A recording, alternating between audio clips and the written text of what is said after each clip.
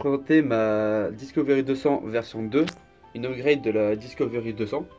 Alors tout d'abord, ce qu'on peut voir, c'est le dessous de l'imprimante. On peut voir que celle-ci a une nouvelle carte par rapport à celle de base. On peut voir qu'elle est plus carrée tandis que l'autre était plus longue, qui prenait toute la longueur de l'imprimante. Un autre aspect aussi, mais qui est moins important, c'est pour les moteurs, il y a des gaines directement. Comme ça, pour les brancher, le branchement se fait plus facilement car il suffit directement de le plugger dedans. On n'est pas obligé de dévisser comme ici par exemple pour le ventilateur, on n'est pas obligé de dévisser, on a juste à le plugger directement. Deuxième aspect important de cette V2, c'est son écran. On pourra piloter totalement l'imprimante avec. Par exemple, on va dans préparer, déplacer un axe et on pourra contrôler totalement l'imprimante. Alors par exemple, on peut déplacer l'axe des X. Donc j'augmente, ça fait lever l'imprimante. Je descends, ça la fait baisser. Ensuite, on peut extruder, mais là, ça sert à rien parce que la buse est à froid. Ensuite, on peut déplacer dans tous les axes, des X, des Y. On peut déplacer le plateau si on veut. On peut déplacer la buse. On peut totalement prendre le contrôle de toute son imprimante. Et on peut aussi choisir l'impression qu'on veut qui est sur la carte SD. On peut choisir absolument tous les fichiers qu'on aura préalablement mis sur la carte SD via le logiciel Cura. Et c'est à peu près tout pour la partie écran. On pourra aussi voir plus tard que lors de l'impression, on verra en temps réel la température de la buse. Et si on a un plateau chauffant, ce qui n'est pas mon cas en ce moment, mais peut-être plus tard, on pourra voir la température du plateau. Et on pourra aussi voir la vitesse du ventilateur, donc ce sera un pourcentage. Et on verra ici, la barre se remplir au fur et à mesure, affichant le temps qui restera pour terminer l'impression. Dernier aspect de la Discovery 200 V2, c'est la nouvelle tête d'impression. Donc on peut voir que le palper se situera maintenant derrière et que la tête d'impression sera devant, car il y avait de nombreux problèmes lors des impressions dans la durée que le palper cramait tout simplement. Il était bon à acheter. Donc cette fois-ci on a une plus grande ouverture au niveau du ventilateur, ce qui permettra de refroidir le palper plus facilement. Et oui, mais il y a un aspect aussi pas pratique de cette tête, c'est que pour tout ce qui est maintenance, il faudra enlever la tête par en dessous. Donc il faudra enlever toute la gaine, débrancher le palper sous la carte et retirer ce palper. Mais à mon avis ce ne sera pas la version finale de cette tête. Maintenant on lance une impression. Donc comme la Discovery 200 de base, elle préchauffe.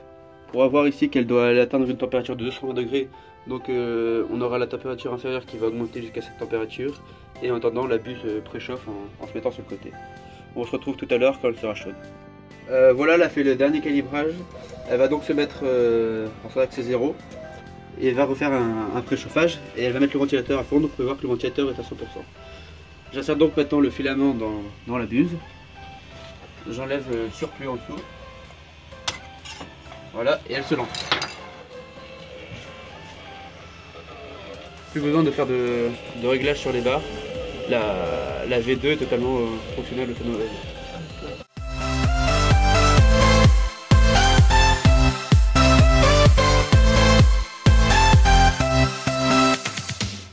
D'impression, on a aussi d'autres fonctionnalités avec l'écran.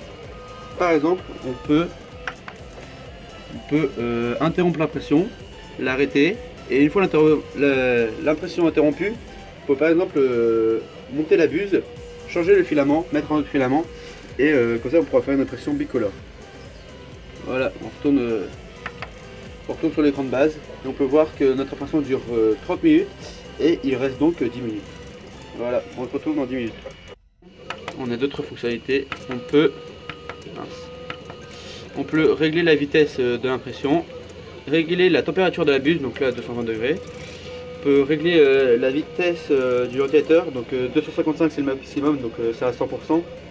Et on peut aller jusqu'à 0, on peut totalement l'en éteindre. Et c'est tout pour la partie écran.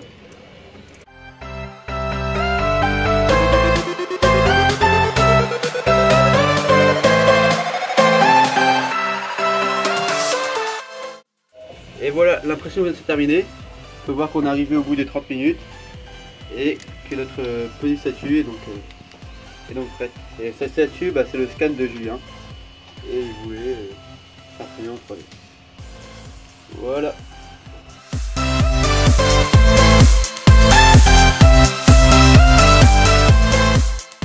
À la fin de l'impression, on peut voir que la température doit redescendre à 0 degré.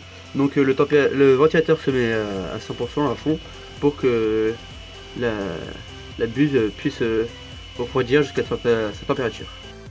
La petite reproduction en 3D. Cette reproduction a duré 30 minutes et c'était en qualité rapide, donc franchement c'est pas dégueulasse. Il y avait un support ici pour que le menton ne tombe pas, donc le support on l'a enlevé, c'est logique. On avait aussi des supports d'impression, des supports d'adhésion, comme ça lors de l'impression la surface ne pouvait pas se décoller.